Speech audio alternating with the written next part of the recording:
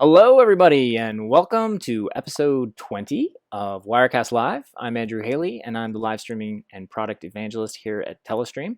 One of my favorite duties here at Telestream is doing this weekly live show with you guys. It's always exciting. We get to talk to fun and exciting guests. Last week we had Guy Kawasaki, author and marketer and evangelist for numerous products and chief evangelist at Apple back in the day. And today I'm excited to bring you another very fun interview with a very knowledgeable and talented person by the name of Robert Hix.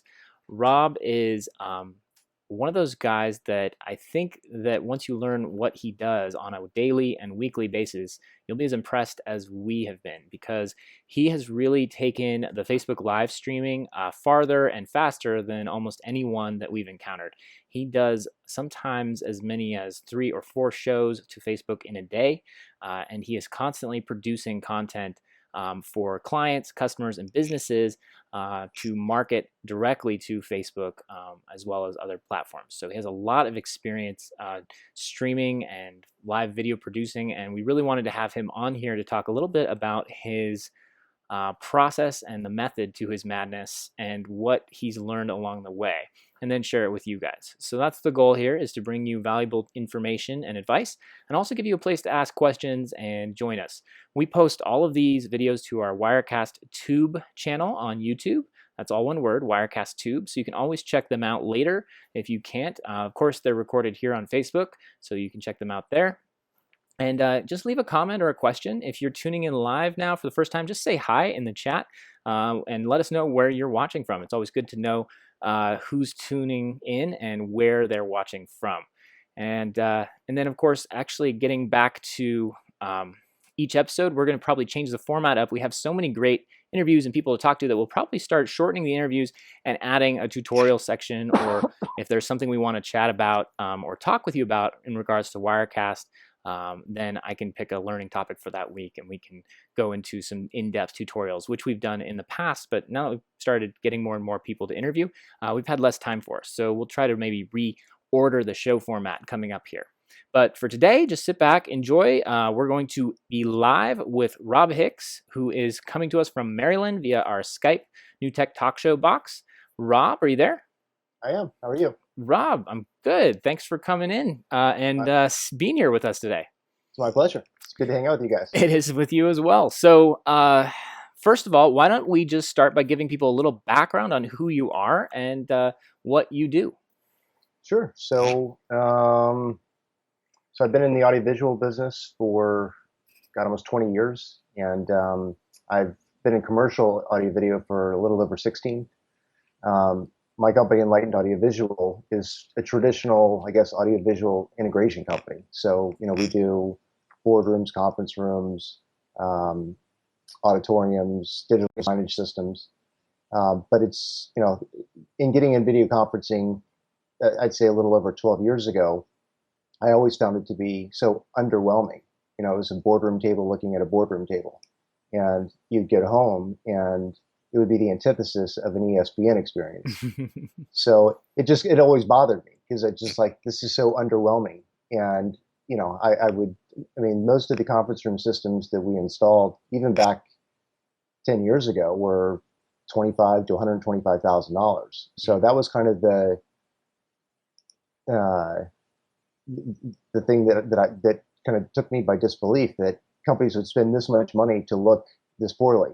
And so, I kind of started playing around with Wirecast and a number of other platforms about 3 or 4 years ago. I guess, when did Wirecast 3 come out? Actually, I came on board as we transitioned from 4 to 5, and that was like 3 years ago. And so Okay. Wirecast 3, I would say, was probably sometime around 2010 is my guess. 2010, 2011 maybe. Yeah. So that kind of makes sense. So I played around with it, but it was a little buggy back then, and I think it was just kind of, I would try it for a little while, couldn't figure it to make sense, so I just played with it. And over the last 2 years, we started to get real serious about it, and we said, we're going to put together what we call a brand room. And at the time, it wasn't even designed for live streaming. It was designed as a turnkey studio for businesses that instead of building a conference room, they would build a dedicated space where they would drive content, whether it was YouTube videos or demonstration videos, product or live product demos through video conferencing. Yeah, it's So very that was kind of similar to what we do here in our green room or green studio. right.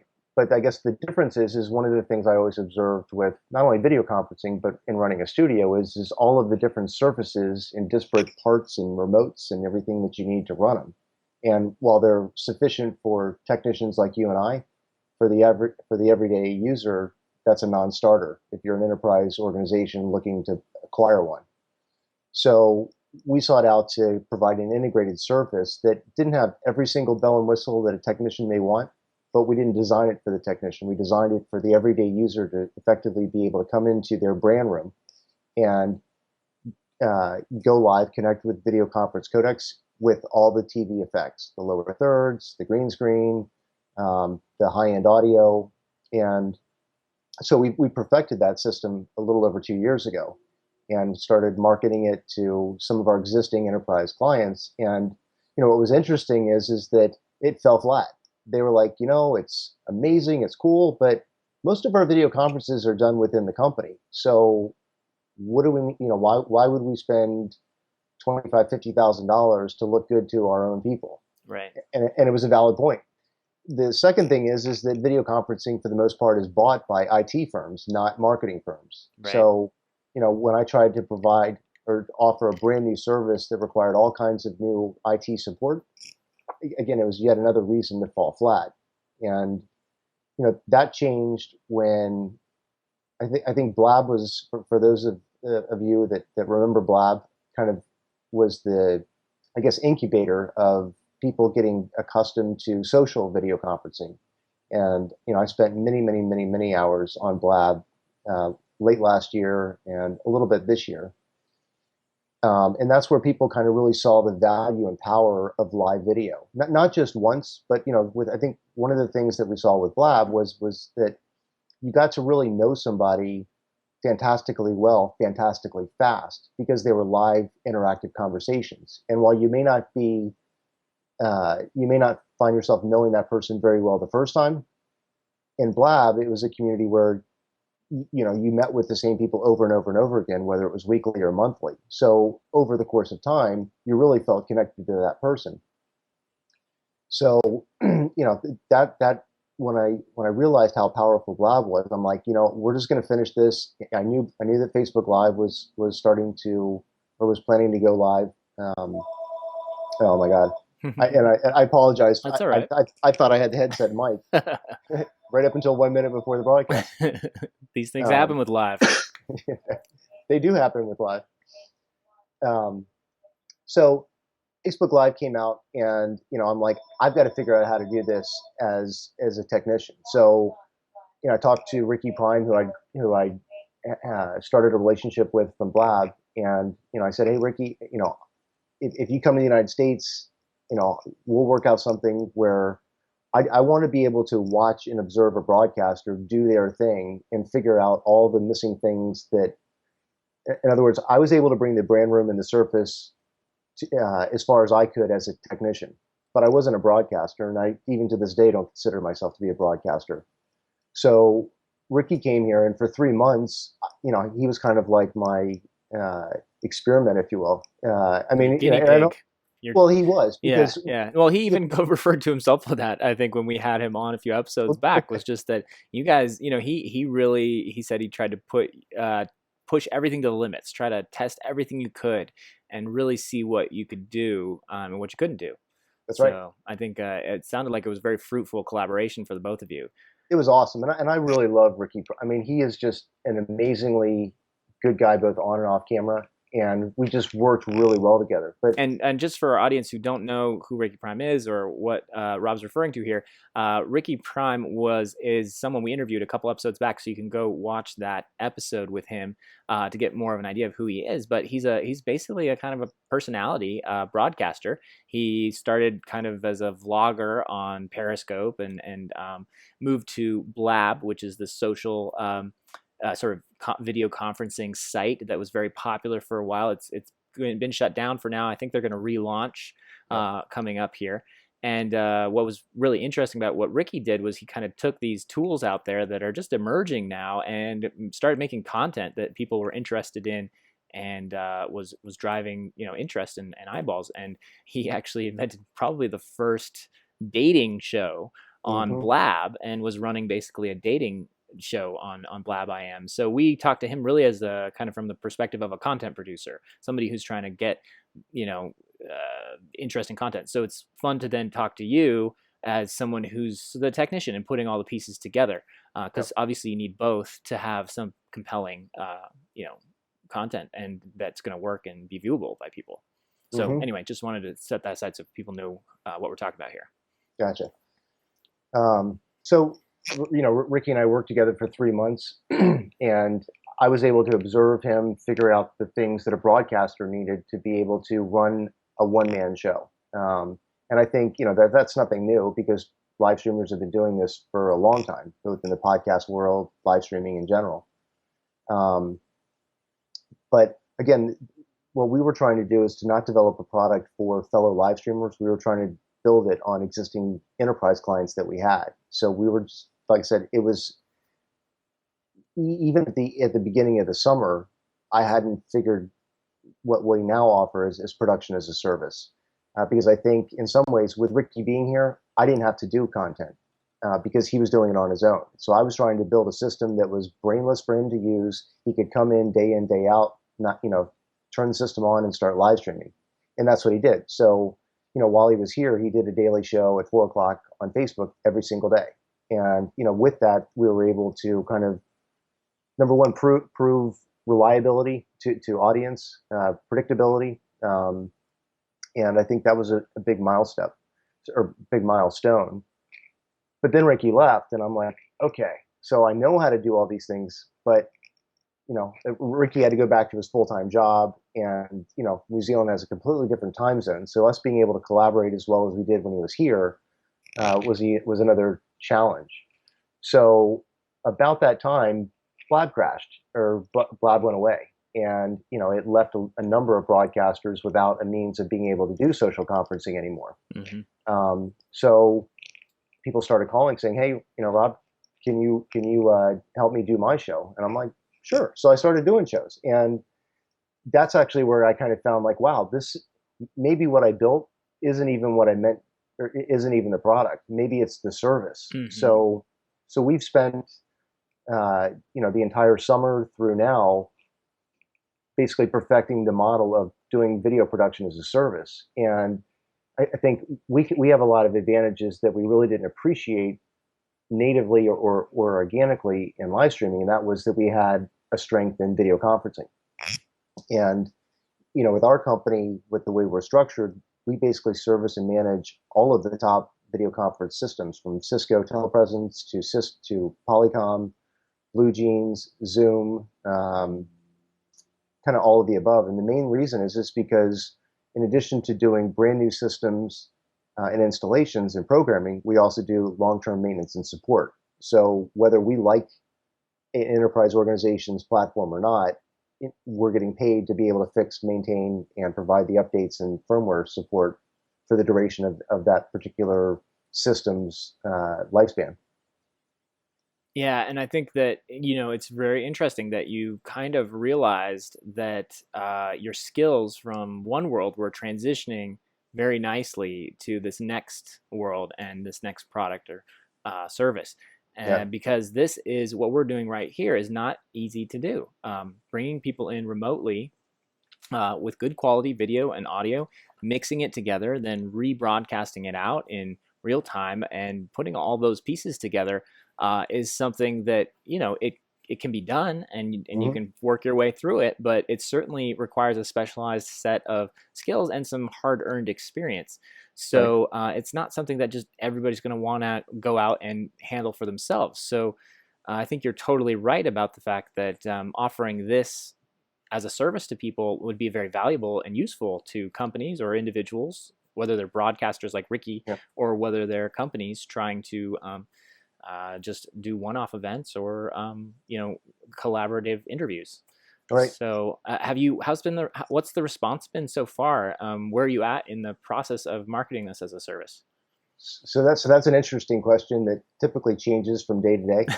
Um, but I think what's been neat is that about a month and a half ago, we finally finalized prices on packages and kind of built the system of, okay, if you're a brand and you want to be able to do a show, the technical thing is one aspect, but there's also the aspect of just doing a show, right? I mean, whether it's a PowerPoint presentation or a webinar or a television show, beyond the technology, you still have to think about things that you may not have thought about before. If you're not used to doing webinars or you're not used to doing a television show, you've got to think about, okay, I've got to work with a team of people. I've got to collect all the digital assets, the pictures, the videos, the bios, the emails, the social media credentials, and create the story before it happens. And I think what's interesting with a lot of live streamers is they get away with it because they know how to do it themselves, so they wing it. And I think it really has been the main reason I think live streaming hasn't excelled is that it has been done by technicians and hobbyists for so long that kind of and I don't mean to convict everybody, but what I've observed is that a lot of these solopreneur broadcasters and podcasters said, oh well, I can do all this myself. So the way I'm going to make money is I'm going to teach everybody else to do it by themselves. But that's not the way that businesses at a small, medium, or large scale work. They understand the importance of collaboration, not only with fellow employees, but also with business partners. And, but I always have because we have a small business. Mm-hmm. So, I think that one of the stories that I usually tell is that, I don't disregard or deny that anybody can do what I'm doing by themselves. I also don't deny that people can change their own oil or cut their grass or do anything else. But you know what? I mean, at some point you come to a point in your career where you're like, just because I can do it doesn't mean that I should do it. Right. And it's an economies of scale. If I'm an entertainer or a singer, or a brand ambassador for a large company, where do I best spend my time? Right. And if it's bringing game and like Vincenzo and Amy do the Aftermark show, which I was producing right before this show. What he and I talk a lot about is he's an amazing broadcaster, and he knows enough about the technology to get in trouble, but he really connects with people and he tells amazing stories. Same does Amy. But I think what the future for us is going to look like is bonding more and more with companies like that can say, okay, brand, I'm going to build the story for you, and we'll separate out the pieces. So from a video production standpoint, maybe it'll go to Enlightened Audiovisual, and if it's an algorithms or type of issue that needs to get solved, it goes to another company. But I think the only thing that we're 100% focused on doing right now, beyond doing the boardrooms, is doing video production. That is kind of our swim lane, and I'm nowhere near perfecting it, but I mean, you mentioned earlier about the time that I put into it. I mean, I haven't worked 18-hour days since I was probably in my 20s. Just getting started. Just getting started, but it doesn't feel like a job because I mean, I love doing it, and I'm constantly working with my team. Sam Gonzo is always by my side, and Jennifer Quinn came on board with us about a month and a half ago. Jeff Adams has been with us for several months. So with not only with building an additional workforce, we've also started tribing with dozens of other live streamers, broadcasters, and hobbyists, I guess, that just kind of get live streaming and really want to make the most of it. So it's been through growing our business a little bit, but also more importantly is growing our tribe out and doing barter exchanges here and there, or just helping each other out. And I think through growing out and sharing out and working with other people, that's what's kind of helped us get faster and faster. Again, noting that we're nowhere near where I want us to be, but we're getting there fast. Yeah. And actually, I mean, there's some comments. Some of your tribe are in the chat here. And so just a few comments for you here. Vincenzo the Aftermark show says that it's thanks to you and your production capabilities and capacity that they've landed multiple brand sponsors for their show. So they really credit you and your work with their success, in terms of being able to market, have a marketable asset. Yeah, he's an amazing guy. And also, we mentioned Ricky Prime. He's on the feed, so he Nice. gave you a shout out there. And so yeah, it looks like I really do like to say that I think that you and the group that you've put together and are working with are really kind of on the forefront of independent media on Facebook. And there's just a growing number of folks like you, and I think you're pioneering the techniques, the methods, and the remote production services and capacity that are really, I think, going to be instrumental to a lot of future shows and current shows coming up. So I hope so. Yeah, I mean, why don't we speak a little bit about that? I mean, you obviously have experience now with several platforms and Facebook in particular. What is it about the Facebook platform that really is where you've put your focus on this? Like, why not YouTube or Ustream or making your own independent servers and stuff? Well, so I try to communicate even to the brands and broadcasters that come on that, Facebook, I observe it to be a flavor of the month. I mean, obviously it's grown longer than 1 month, but that's what's hot now. And, we're all kind of expecting YouTube to provide a better counter with improving their abilities to go live. I mean, it's funny because most people don't even know that you can go live on YouTube even now. Right. And it's like you've been able to go live on YouTube forever. Right.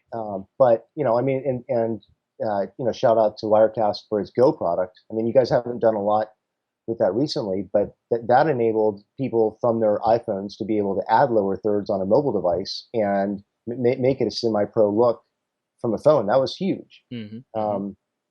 And there's more coming on that nice. Down the pipe. But yeah. So, but yeah, that's a fun app for those of you who want to just get going on YouTube. Wirecast Go allows for some basic production capabilities using your phone, which obviously is not every app does. Right.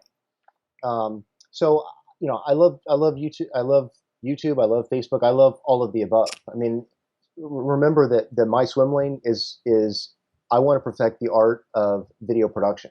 And it doesn't, at the end of the day, matter to me technically whether I stream a key to Facebook or to YouTube or to one's website, which is where I think ultimately that's where brands should be pointing their content. So for me, I take an all of the above approach. I mean, I use Facebook because my broadcasters use Facebook, and I just haven't worked with a lot of YouTubers yet that have approached me and said, "Hey, we want to do live," because YouTubers, for the most part, traditionally have been almost like book authors. They publish something, right? So it's not live. They're used to spending hours and hours and hours creating awesome content and editing it down, adding the effects, and doing all this stuff in post production. Right. Whereas live streaming is doing all that and juggling at the same time. I mean, it's almost impossible to perfect live streaming, and I think that's actually probably one of the allures of it is you get to count all the mistakes, whether it's me making all of them or whatever. But live streaming is doing YouTube videos right away, right, and in the live, and there is no retake, there is no edit out. It is what it is. Yeah, and it's one of the, I mean, that's what makes it so thrilling. I think it's also from the audience perspective, it's what makes it so immediate. From an advertiser's perspective, it's also very compelling because it's, again, in the moment and immediate. It's not after the fact or something's not live. For some reason, the immediacy of a live broadcast, I think, just gives it a weight, an impact, and makes it attractive to viewers and producers and advertisers in a way that you just can't get with non-live video. Now, as you said, it's always going to be a bit raw. It's going to be a bit rougher. There's going to be less that you can do, and there's always going to be more going wrong. But that's just the nature of it. It's the cost for the benefit. Right. Well, so the risk reward is that for all the mistakes that can happen, and I think people have been with Periscope preceding Facebook. People I think have and understanding that the live is not polished. And I think again that is the allure, because we're so used to television being so ridiculously manufactured in every single possible way. I mean, reality shows, like, really? I mean, it's funny that they even call them that, because they're Right, not. right, There's nothing real about a reality show. So I think that's what people like, is the authenticity of live streaming.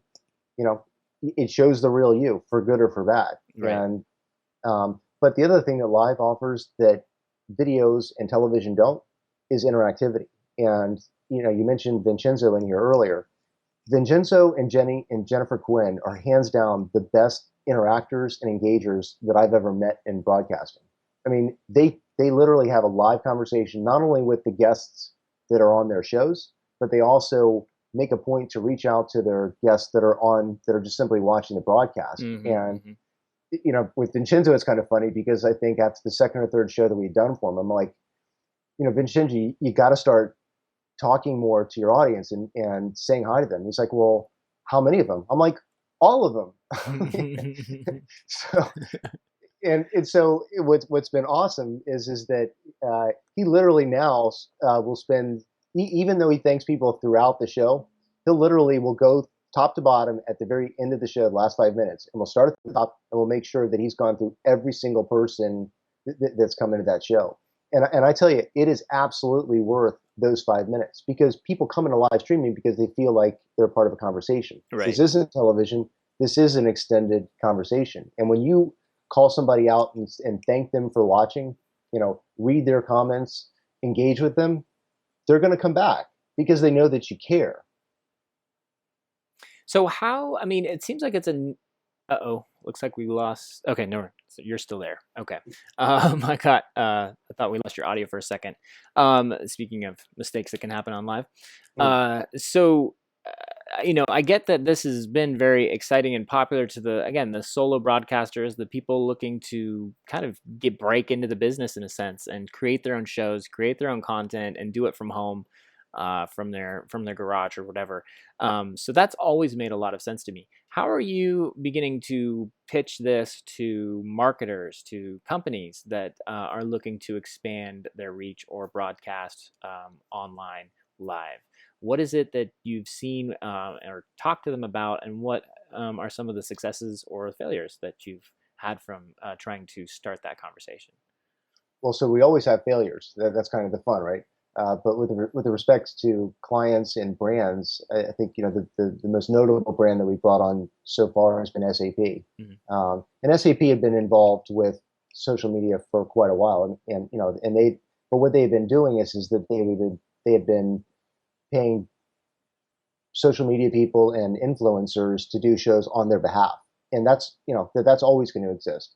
But I think they wanted to say, we want to start creating our own content in addition. I mean, it's one thing to have a celebrity talk about your products. It's more authentic if your experts talk about your products. Your technicians, your programmers, your construction workers, whatever the product is.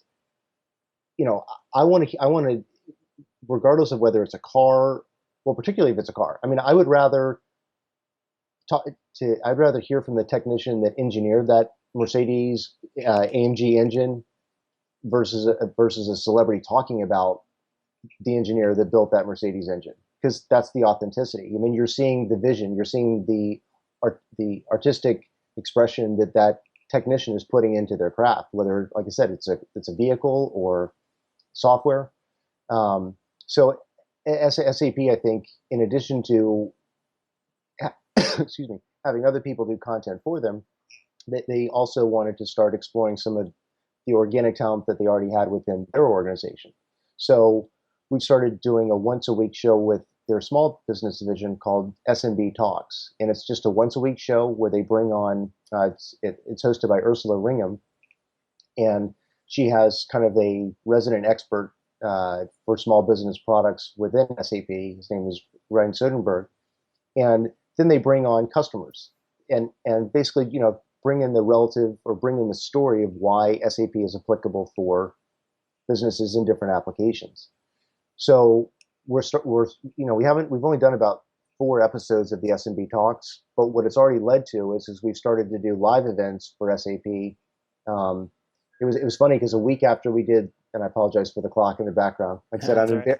I'm embarrassed that of all the people that should have known to connect a mic, and I've got an amazing mic. I just didn't realize till literally 1 minute before the broadcast that Skype wasn't looking at my amazing quality mic. Well, we kind of threw a wrench at you because we specifically requested Skype for this because we use our Right. the talk show box, and so we like to get that. But I understand if Skype's not your normal Well, conferencing software, so Zoom or some others typically probably what you use.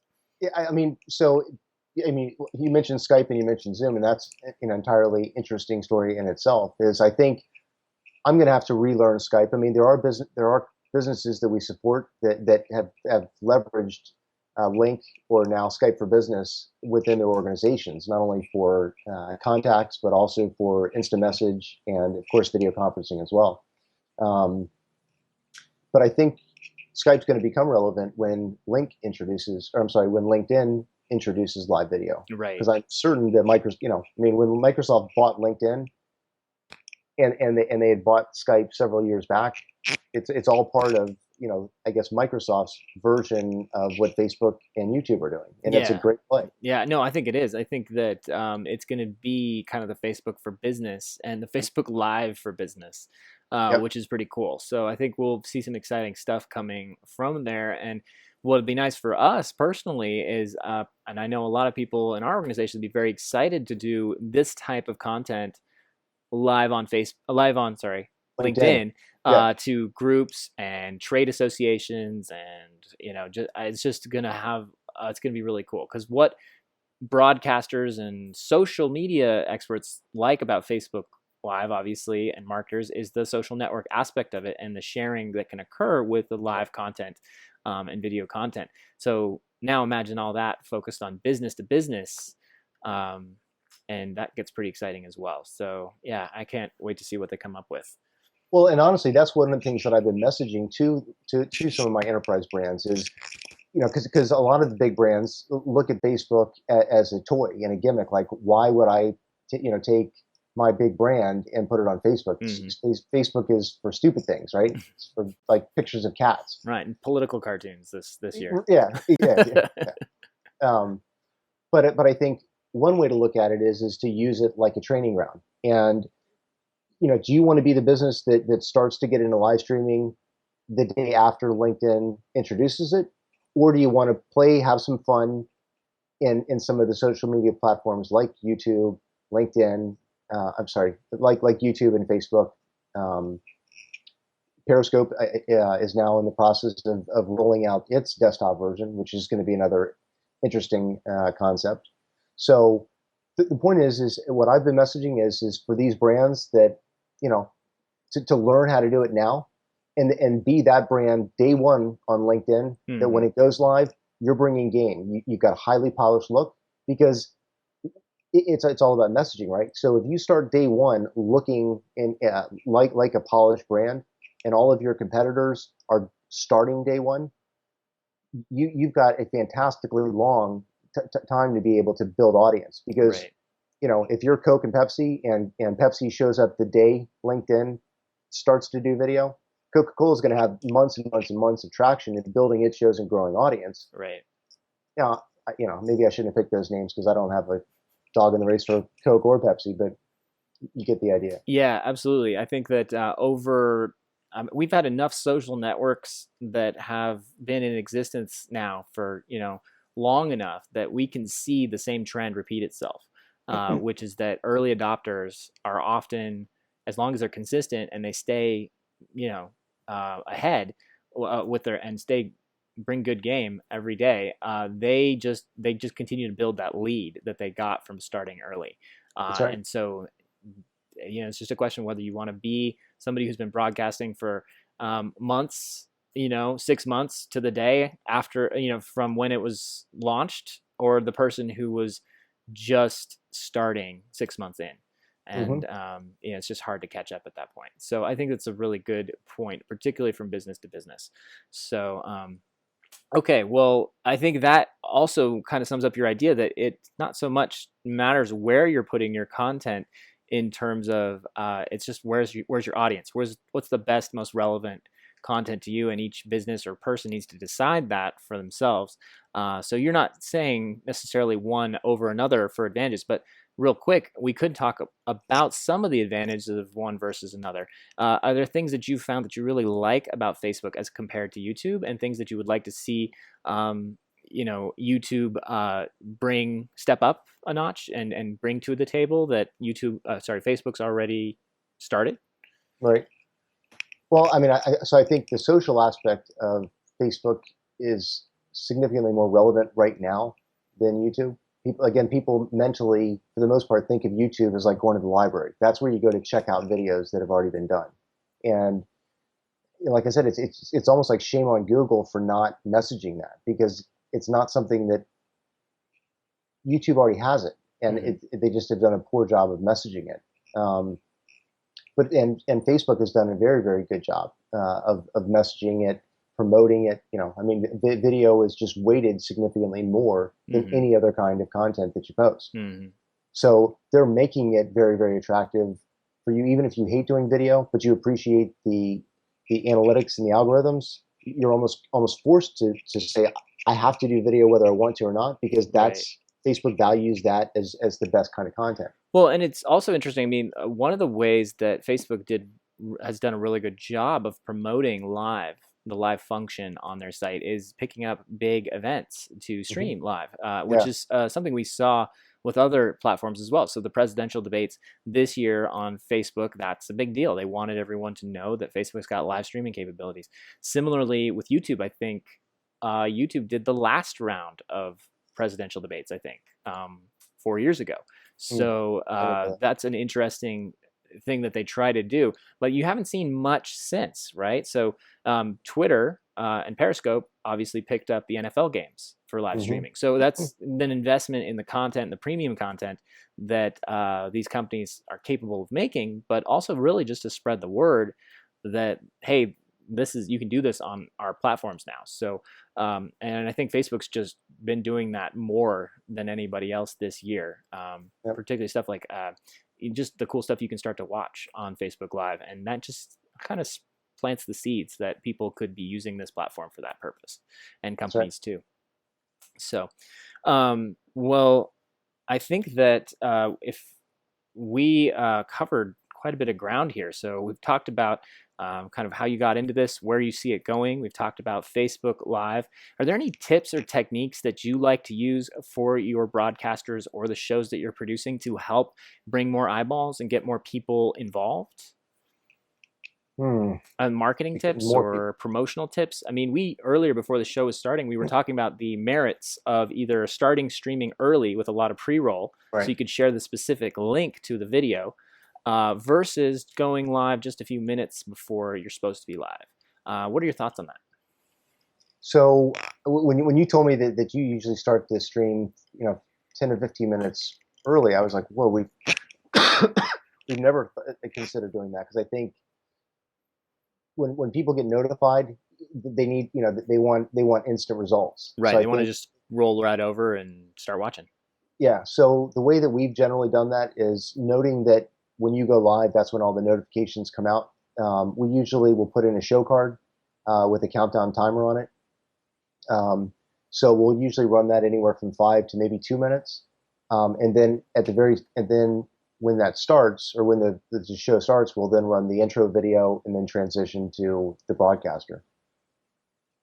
Yeah, and one thing I know some people try to get around this is they do the pre-show, and then they do the show, and then they do the post-show. So people really know the show starts at 2:30, but if you show up early, you're not going to be bored. There's going to be stuff going on, which I think kind of gets around that a little bit. And then there's going to be, I think Facebook's going to be coming out with like kind of the waiting room sort of thing. So some pre-roll stuff. So you should see more features on that.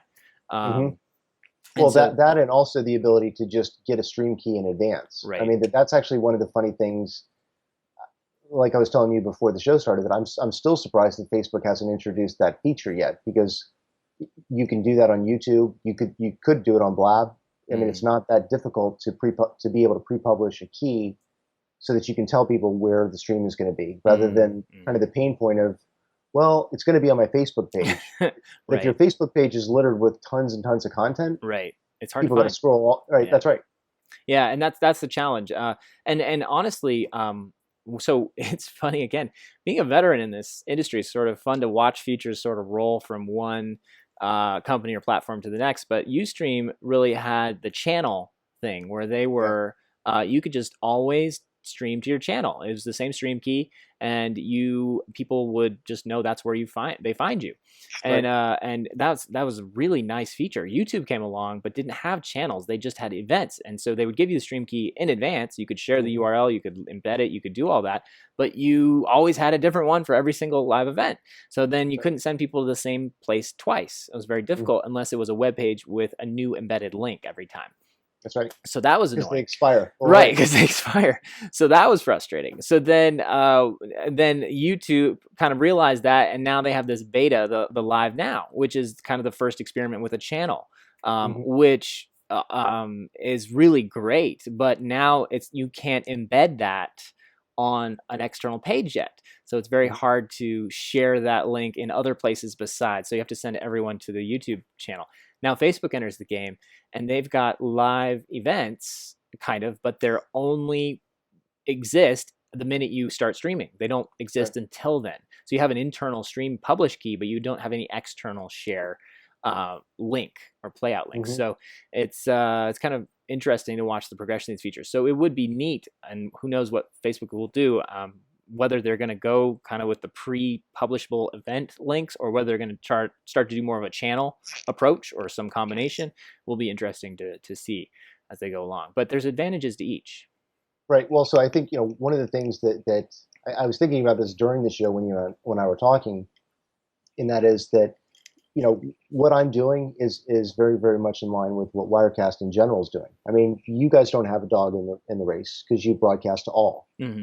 So as we start picking up brands, whether it's me reselling the Wirecast boxes and supporting it, or it's brands coming to us to do production as a service using Wirecast boxes to drive them. I think the important thing is to be able to do all the above. Because if you're a brand, you're not going to say, "Oh, well, we're only going to do live streams to Facebook or YouTube." Brands themselves are going to want to have an all of the above approach, right? Right, right. And I So, think that's been key to Wirecast success, is not mhm, picking and sticking with one platform over another. We try to embrace anyone and everyone mhm. who's sharing and distributing video. Yeah, I mean, the key is to be able to have the tools to be able to drive amazing content, Hmm. and you know, uh, you guys definitely do that. I mean, it's you for the most part traditionally you've been a software company, and then you put it on a high end computer. And like I was telling you yesterday, it's awesome that you guys. It's like the perfect timing that you guys are now building your own boxes, because that was kind of the single biggest sticking point for us as integrators with the respect to the brand room Hmm. is we're not computer builders. Now, we weren't opposed to partner with people, and we did partner with people with computer builders that would then build us a box that would work, specifically for Wirecast. But it was another hassle, because then ultimately brands would call us for support, and then I would have to play the pointing game between the computer manufacturer and Wirecast. Right. So by you guys making it all in one box, for me as an integrator, as a broadcaster, that is epic Well, to, it's to good be to able to have hear. that feature. Yeah, I mean, Wirecast Gear has just generated a lot of buzz and a lot of interest since we launched last month. So um, hopefully, we're going to continue to build on that. And the Wirecast Gear just, I think, does solve a lot of headaches for people if they just need a box that's already ready to go and they don't have to build their own, and they don't want to worry about that. And they know something that we already know, every component, every screw, every piece that's gone into it, and so we can support it. Right. Whereas the challenge with support, as you know, especially as a systems integrator, is when you're trying to support systems that you don't control, you haven't built, you haven't tried, you can't test with, so you're trying to kind of troubleshoot. And that's one of Wirecast, again, its strengths is its versatility, its flexibility. You can go on any system that runs a Mac OS or Windows OS, but that doesn't always mean that it's going to work as well on some as others, because every system might be a little different. And we try to play with everybody, but that's still, technically that's impossible, because Hmm. everyone's going to have a little bit of a different setup. So Right. Well, yeah. and your technician should know what the best computer is, right? And Hmm. all the different parts to be able to optimize and maximize the feature set of Telestream Wirecast, right? Hmm. So it makes sense. And I think for brands, it's going to be important. I mean, it's one thing to be able to say, well, we're software so that you as a solopreneur can afford it, and then you can try to market your services against like a minicam or an XSplit. I mean, for sure, or an OBS. There's always a market for that. But when it comes to brands, the price is always important at every market. But brands are looking for support. They're looking for collaboration. They're not looking. Big brands are not looking for DIY solutions. They're Right. looking to be able to say, look, I've got a problem. If you can solve it, and then when you tell me you solve it and you're not able to solve it, that you're able to then support solving my problem, that's what I want. Right. Right. And DIY never has offered that, nor will it, because it's economies of scale. Right. Well, I think we have you for about 8 more minutes, as I know you had a hard stop here. So Okay. I'd like to just real quick visit the comments, and if you guys do have questions for Rob or myself, please just type those in. We're happy to say that. Just a few highlights that I've seen come in back when we were talking about interactivity. Stacy commented here that that's one of her favorite things about live streaming is the interactivity, the ability to chat live and go back and forth with your audience. So I Yep. think it would be cool to watch Vincenzo and Jen's show, as Jenny is the co-host, right? Yep. Vincenzo and So Jen. Jenny Q is Wednesdays at 9, Uh, and Aftermark is Thursdays at 4. Aftermark. Okay, so two different shows, but it'd be fun to get some tips, watch how they work the audience, how they interact with them, and just learn. I think that that's always incumbent on anyone who's trying to get better at this to see what other people are doing, see what they're doing well, and try to learn and get better yourself. Absolutely. So Jenny Q's there as well. She says that you have Jenny. been one of her favorite people to work with. You are the real deal, and your work ethic is off the charts. Nice. Well, and I see my business partner is here. He doesn't rarely. I love Kevin Barnes is my business partner. Hey, And Kevin. All right. uh, The, see, he's been patient with me as a business partner because uh-huh. him, my family, and other family members of mine just think this live streaming stuff is just nuts, and that I'm just I'm pissing away my business in search for live streaming. But I mean, we talked about brands, but I think to me where I see the big vision is this gives us this with with product sets like Wirecast and the ability to do production. This really gives people that people, governments, I mean, at any different level, it gives us the ability to do things not just nationally, but internationally. And, you mentioned Ricky Prime earlier. He's in New Zealand, and I've got friends I've got friends in every single country. And a lot of the shows that we do are all around the world. Mm-hmm. So, when you look and see, wow, I can reach people literally from all over the world, whether it's Australia or China or the UK, then all of a sudden you start thinking differently. Like it's 5 o'clock somewhere. It was something that you and I kind of joked about yesterday. Is Right. it really kind of twists your brain into thinking, wow, I got to think of the world in 24 hours, not the time that's relevant to my time zone. But I think what to me is most exciting about live streaming is being able to be able to share and bring messages that nobody ever hears about, and that is probably the most exciting thing. Yeah, I call it the democratization of media. I think that the more democracy, the better, right? So Right. people get more choice, they get more ability to share messages, perspectives, share their opinions, share their voices, and that can only be to the good. It opens dialogue and it opens minds and hearts. So I think Right. that that's why I get so passionate about this stuff, because it's exactly what you said. It's the ability to just bring this to as many people as have a story to share. Well, I So think the one thing that's going to be interesting to see, and we'll probably see this over the next 6 months to a year, is you mentioned about democratization, and I think that for sure is, uh, you know, having this kind of platform with broadband and platforms like yours, we can get the message out. But then, our own government is now taking ICANN and is starting to clamp down on our ability to use the internet. So it's kind of funny that the private sector is reaching out, but the internet and the people that govern the internet and the people that we allow to govern the internet are starting to crack down because they've got to be scared to death that all the power that they've had in the past of being able to stop messages from going out. Whether it's the Paris, remember Twitter blowing up when Paris bombs went off. The media is not used to being able to. They're used to being able to control that, and now it's out of their control. So the only alternative to that is just to being able to shut down the internet at certain segments, whether it's by state, by country. So those are things I think that are going to be big, relevant things that we'll be talking about, like I said, in the next six months to a year.